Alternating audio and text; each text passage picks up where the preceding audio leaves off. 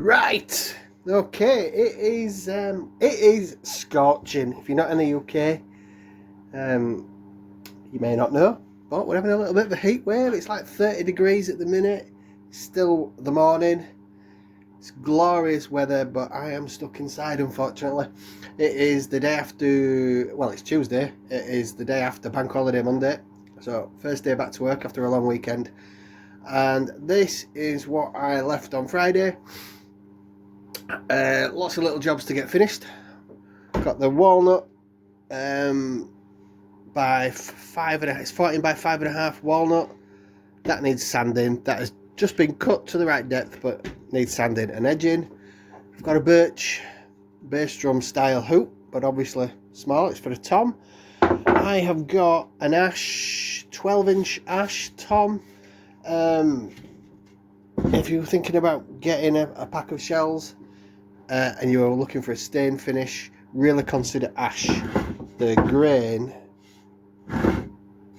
sands probably the best out of any of the woods. It just takes a stain really well and looks amazing.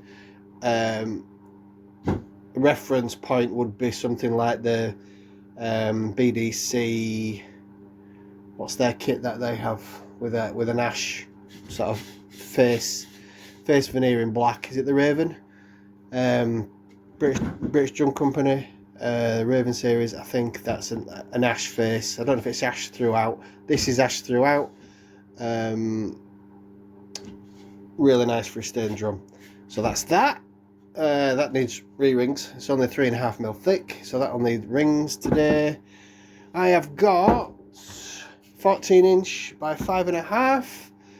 That needs sanding and edging. That is its sister drum that came from the same tube. That is spare. That is going. I think I can get a 6-inch out of that if anyone wanted a 14 by 6 or shallower in birch.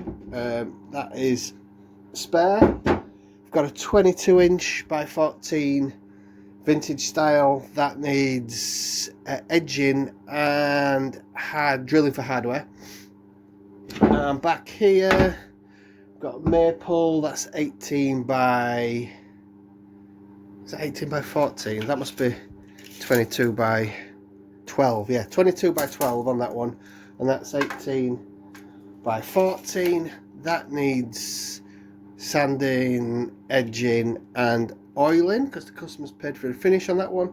Separate customers paid for drilling on that one. You can buy the shell with as little or the most options to it, so you can have it as just a completely raw shell that would be sent just like this with the edges cut. Edges are free. You can, if you want, ask for them with no edges. If you've not done it before, I wouldn't bother. I'd just get us to do it.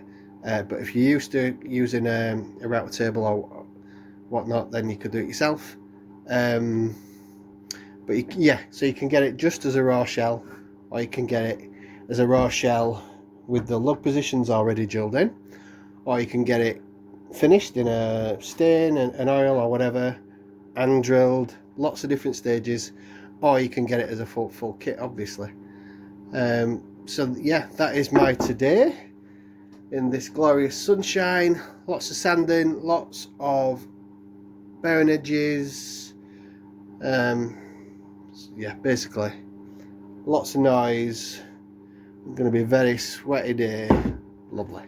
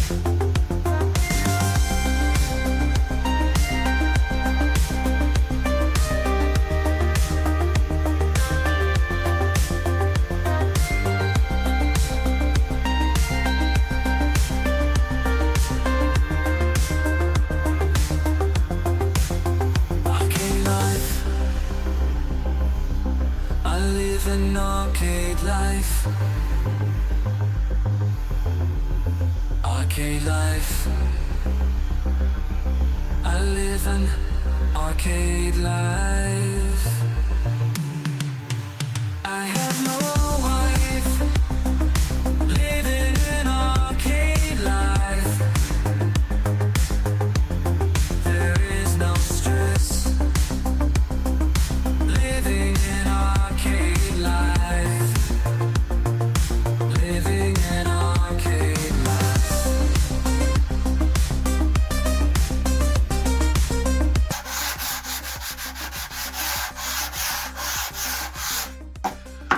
So what I'm doing now is I'm hand sanding. This is the customer's asked for an oil to be applied to this before he receives it. So I'm hand sanding now. So when you order a shell from me, they come either free of charge or included in the price, whichever way you look at it. They come sanded. Basic sanded is what I would call it. They're run over with an orbital when they're out of the mould, usually at 120 grit. Depending on the wood type, sometimes it's a bit coarser. But then what you do with it after that is up to you, and largely depends on what you're doing with the shell, how you're finishing the shell. If you're putting a drum wrap over it, you can leave it as it is, or you can get some coarse paper and scuff it up to key the surface.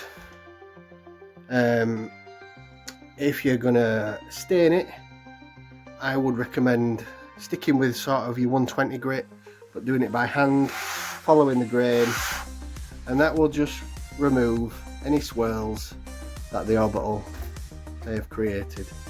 If I see any that are like really jumping out, I do remove them, but I do just give them sort of a cursory sand just to clean up the shell, get rid of the glue, that sort of thing.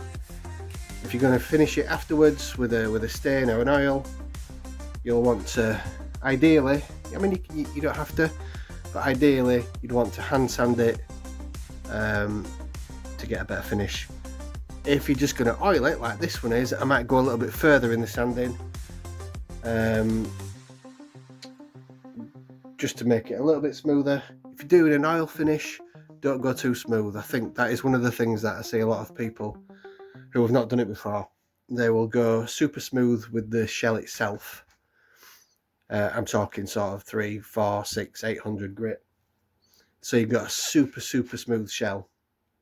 But the trouble is, all these pores in the wood, it seals the pores, and it makes it really hard for the stain to go on. Or you may have areas where the pores aren't quite as sealed, and you'll get a darker colour, and then another area where they'll be really sealed, and it'll be much lighter colour. So you'll end up with a patchy finish. So do the smoothness of the shell after the stain. Once you've sealed it and then you're doing your top coat, that's when you can get your shell super smooth. Once you've sealed in the stain. Prior to that, just do sort of 120 max is what I would recommend.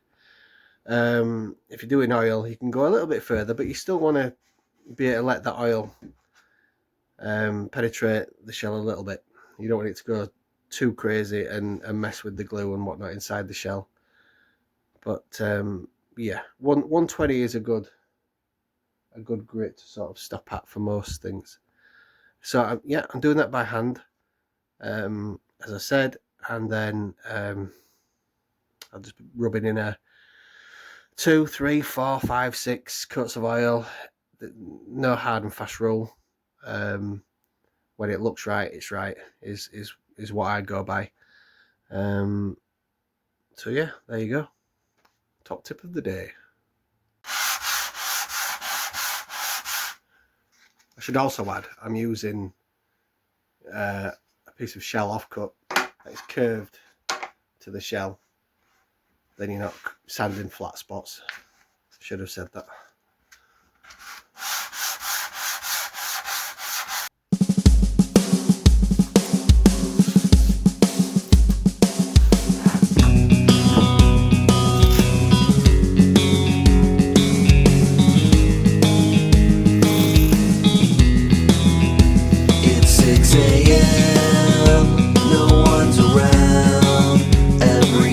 Sleeping around.